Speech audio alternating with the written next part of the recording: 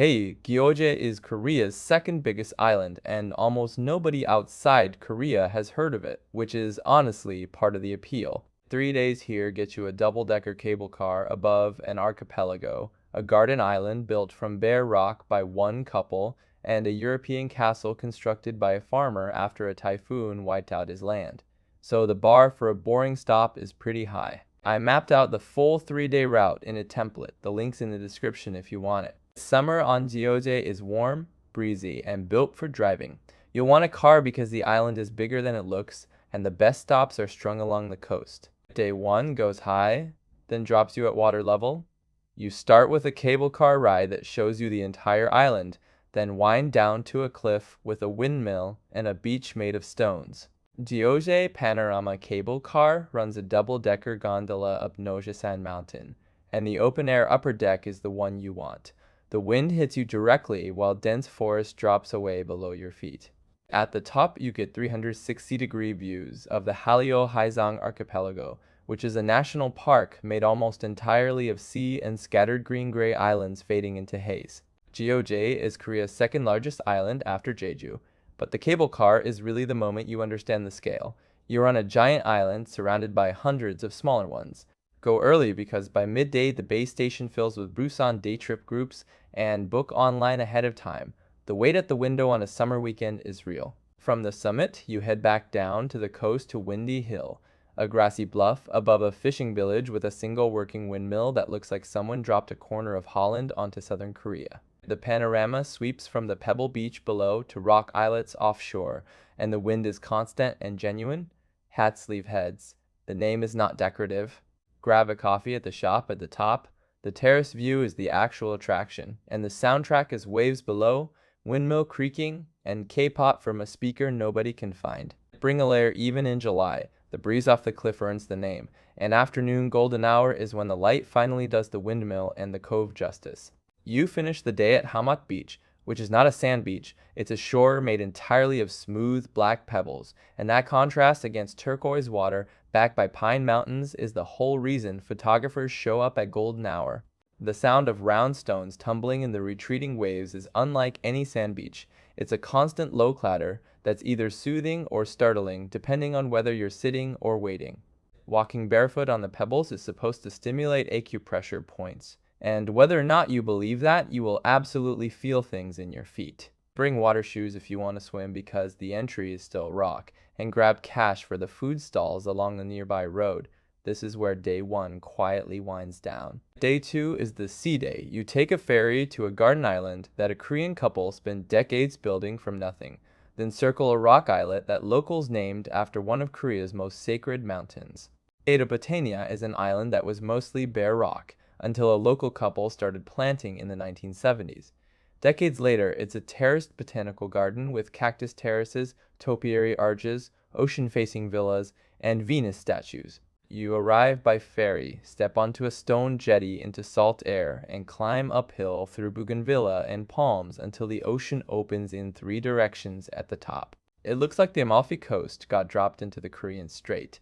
And the wildest part is that one couple coined the name Botania themselves and just kept building until a barren outcrop became one of Korea's most visited garden destinations. Reserve your ferry ticket in advance because the boat capacity is the bottleneck, not the island. And bring sunscreen since the upper terraces have almost no natural shade. Back on the mainland, the afternoon boat tour circles Haegeumgang, a dramatic rock islet sitting in turquoise water a few hundred meters offshore that Koreans nicknamed after the Diamond Mountains in North Korea. The boat enters a sea cave carved straight through the rock, and for a few seconds the ocean swell echoes off stone walls above your head before you emerge into open water again.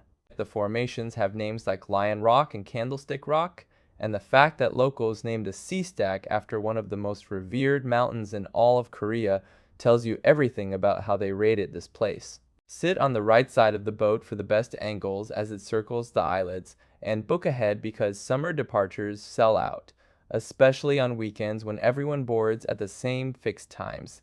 Day 3 shifts gears. The morning is the heaviest stop on the trip at a Korean War POW camp. Then the afternoon unwinds with ancient coastal geology and a castle one man built by hand.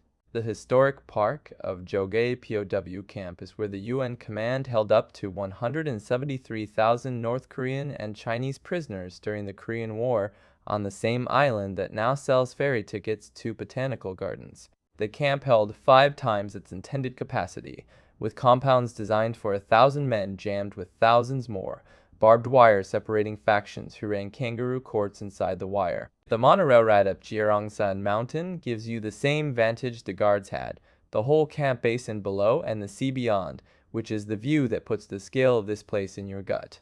2 hours here is enough, and morning is the time to do it because the outdoor exhibits are more manageable before the afternoon heat. Signage is mostly in Korean, so go in knowing the subject matter is heavy. Sinseondae Cliff is the palate cleanser after the POW camp, a rugged coastal cliff where bizarrely shaped rocks run in horizontal layers that look like they're holding up the ocean. The name means immortal's terrace, because apparently the rocks were so striking that people decided only supernatural beings could have arranged them.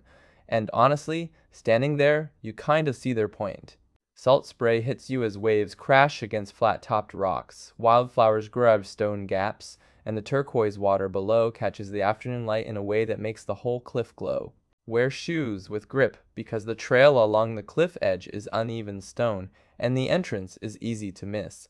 Look for the opening near a gas station off the coastal road. There's no big sign. Maemi Castle is the strangest thing on Geoje, a medieval European-style stone fortress perched above the sea, built by one local farmer with no blueprints, starting in 2003.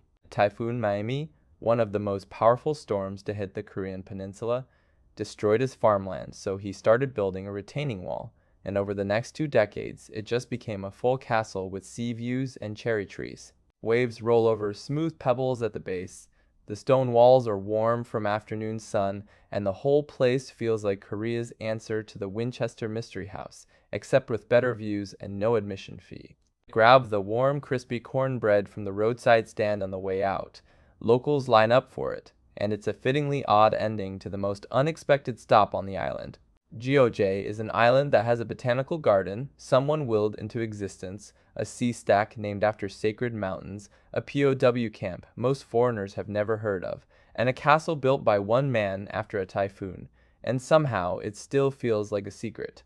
I put the whole route into an editable template with a map view, the links in the description and pinned comment. Grab it and adjust the days however you want. Drop a comment with whichever Geoje stop caught you off guard. I'm curious which one surprised you most.